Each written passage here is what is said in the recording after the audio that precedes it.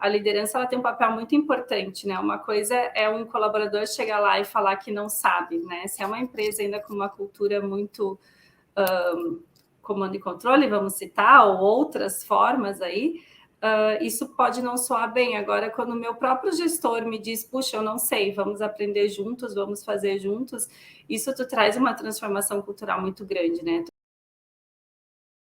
É muito difícil eu inovar sem eu me conhecer. Eu estou fazendo perguntas difíceis hoje, hein? Filosófico. Porque como é que eu vou mudar se eu não sei o que eu sou, né? Eu acho que o autoconhecimento é parte importante para toda a nossa trajetória profissional, né? Falando aqui enquanto inovação na trajetória profissional, a gente ter a humildade, que é um comportamento que a gente comentou também, né? Então, ter a humildade de se reconhecer daqui a pouco numa posição que, puxa, eu preciso ter determinados comportamentos e competências que eu não tenho, né? Eu preciso me desenvolver nisso, para que eu consiga exercer de forma plena, né, a função que eu estou ou aquilo que eu me propus a fazer, né? Então, eu acho que sim, que o autoconhecimento vem junto com a humildade, né, com eu reconhecer o momento que eu estou e o que eu preciso, né, para ir para onde eu quero ir, onde eu preciso chegar. Eu acho que é uma boa, né? Não, Rafa, só ia falar rapidinho, já te passo. Tipo, quando a gente reconhece, por exemplo, as nossas limitações, isso é autoconhecimento também, né? E para eu procurar pela inovação, eu tenho que, de alguma forma, reconhecer limitância em alguns aspectos que eu quero expandir, vamos dizer assim. Né? Isso também é abertura. Isso, perfeito, perfeito. O Frederic Laloux, né, do Reinventando as Organizações, o livro Reinventando as Organizações, ele fala do ser integral, né, integralidade, que, cara, a gente é um ser único, a gente vai trabalhar e a gente leva todas as nossas qualidades e os nossos ranços que a gente carrega desde a infância, né? E esses processos, muitas vezes, nos colocam, e até trazendo de novo a questão de adaptação, né? Como é que eu vou me adaptar a esse novo desafio que surge? Como é que eu vou me adaptar a essa nova proposta que surge? E daqui a pouco eu estou trancando em alguma coisa ali que eu preciso olhar dentro, né? Seja através de uma terapia, seja, sei lá, um outro tipo de processo. E a gente foi criado, a gente brinca muito da questão do líder-herói, né? A gente fala muito do líder-herói. A gente, quando tem essas camadas hierárquicas, comando e controle, muitas vezes a gente tem... Quem sabe tudo é aquele líder que está lá em cima. Esse é o cara que vai me salvar. Faço qualquer pergunta para ele, ele tem a resposta para me dar.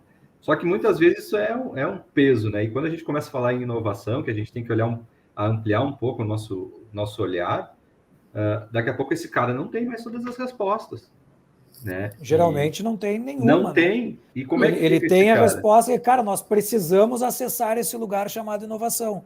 Mas eu não sei. Eu que sempre disse para onde vamos, como vamos, etc. Dessa vez eu não sei, né? E aí? E eu ouvi uma vez num trabalho de um cliente nosso que ele falou, cara, eu não sei libertador, sabe? A primeira vez que me fizeram uma pergunta e eu disse não sei, cara, eu tirei um peso das minhas costas, porque, bom, agora a gente pode descobrir a resposta juntos. Então, eu acho que um pouco disso, né? Quando a gente começa a falar, voltando para o início da conversa, a gente estava no modelo comando e controle, num modelo hierárquico bem quadradinho, porque, assim, colaboração não quer dizer que não exista mais hierarquia, tá? Existe. E a gente precisa dessa hierarquia bem definida, para que a gente possa distribuir autonomia, distribuir responsabilidade. Mas, quando está numa organização com essa hierarquia muito verticalizada, às vezes é um peso para esses caras. E aí é que tá, eu preciso trabalhar o porquê que... E aí a gente pode falar de vulnerabilidade, porque daqui a pouco a gente tem tantos líderes que não demonstram vulnerabilidade, não trazem daqui a pouco algumas questões para a mesa, por quê? Porque eu sou um super-herói e eu tô aqui, né, indestrutível. Então, acho que às vezes tem um pouco dessa questão do autoconhecimento nesses pontos, assim. Mas Rafa, fala, desculpa, depois eu... Não, e é interessante porque a gente às vezes faz algumas atividades muito simples, como é botar as pessoas sentar em círculo, e daqui a pouco está um diretor sentado do lado de uma pessoa que trabalha numa ponta. E numa nos feedbacks que a gente recebeu, o cara falou, ele sentou do meu lado, sabe? Ele sentou do meu lado. Então, tu começa a ver que um ato tão simples pode também mudar a percepção que as pessoas têm sobre uma liderança. E eu acho que tudo isso tem um pouco a ver com isso, assim, né? De autoconhecimento. E esse ponto que você comentou, né? Do quanto é transformador um líder quando ele fala, por exemplo, que eu não sei, né? E ele fala, eu não tenho o caminho. Isso traz uma mudança de comportamento, uma mudança cultural, né? Por isso que eu acho que a liderança ela tem um papel muito importante, né? Uma coisa é um colaborador chegar lá e falar que não sabe, né? Se é uma empresa ainda com uma cultura muito comando e controle, vamos citar, ou outras formas aí, isso pode não soar bem. Agora, quando o meu próprio gestor me diz, puxa, eu não sei, vamos aprender juntos, vamos fazer juntos, isso tu traz uma transformação cultural muito grande, né? Tu começa a mostrar pelo exemplo o comportamento que a empresa quer que as pessoas tenham ou o comportamento que ela permite que as pessoas tenham, né, no ambiente. Mas é que eu também enxergo que vocês estão falando do autoconhecimento e quando a gente fala de autoconhecimento, eu acho que é bem comum a gente pessoalizar, né? Então, tipo assim, o líder se autoconhecer, a pessoa, o colaborador se autoconhecer e tal. E para a gente se autoconhecer, a gente tem diversos subterfúgios aí, como o Rafa falou, né? Tu pode fazer uma terapia, tem uma série de terapias alternativas também, tem maneiras de a gente tentar entrar em contato com quem a gente é, com quem a gente era quando criança, com quem a gente é em termos de personalidade e tudo mais. Mas é interessante a empresa se autoconhecer também, né? Quem a gente é enquanto empresa, investir nessa lógica também em terapias alternativas, né? Mas tipo em diagnósticos claros, porque quando a gente faz uma transformação cultural precisa de um diagnóstico. A Salissa estava dizendo aqui, a gente faz um diagnóstico da inovação. Eu não sei se foi essa palavra que tu usou, mas é como se fosse um diagnóstico da inovação. A gente faz, sim. Perfeito, né? Então, para ver que estágio de maturidade. Existem a gente fez aqui um papo com o pessoal, com as meninas ali da 45, que é uma empresa de consultoria de gestão.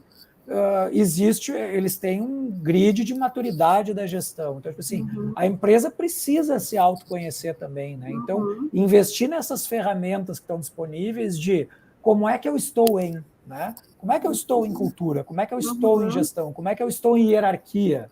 Como é que eu estou na relação entre os meus colaboradores e os diferentes níveis hierárquicos? O autoconhecimento da empresa é tão importante quanto o autoconhecimento das pessoas, né? Com certeza. E eu acho que existem várias ferramentas. Eu fico meio assim, porque às vezes a gente começa a falar em autoconhecimento, as pessoas já imaginam incenso, pessoas se abraçando em árvore.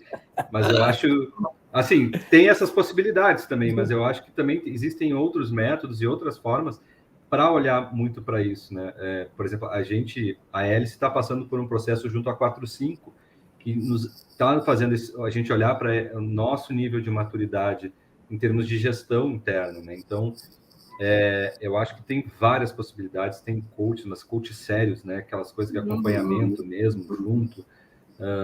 Então, mentores. Então, tem várias formas, né, de olhar para isso, né?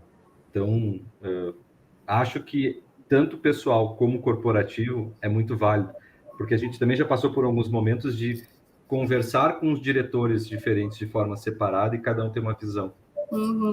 E aí agora a gente precisa unificar isso ou construir uma visão única, porque não é à toa que se chama de corpo diretivo, né? Se cada lado do corpo quer ir para um lado, não dá certo. Não dá certo, né? É uma coisa bastante orgânica. Então, autoconhecimento aí como um desses comportamentos, vamos chamar de comportamento, né? Me parece chave para o processo, né? A gente estava falando de abertura, essa abertura também tem que estar para a gente se conhecer melhor e aceitar aquilo que a gente começa a enxergar de diferente sobre a gente, né? Porque às vezes eu, líder, na minha salinha quentinha, gostosa lá, digo, puta, minha empresa é do caralho, né? Ela é moderna, inovadora, conectada, tal. Quando vai para fora, para a gente pegar a opinião dos nossos consumidores, dos nossos parceiros, do nosso ecossistema, dos nossos colaboradores, de outros pares, começa a vir uma imagem bastante diferente. Talvez a gente tenha que ter também essa abertura a dizer, ei, talvez aquilo que eu enxergue sobre mim não seja exatamente como outras pessoas estão me vendo. Se eu não conseguir equilibrar isso, me parece que é muito difícil de dar qualquer passo no sentido de inovar.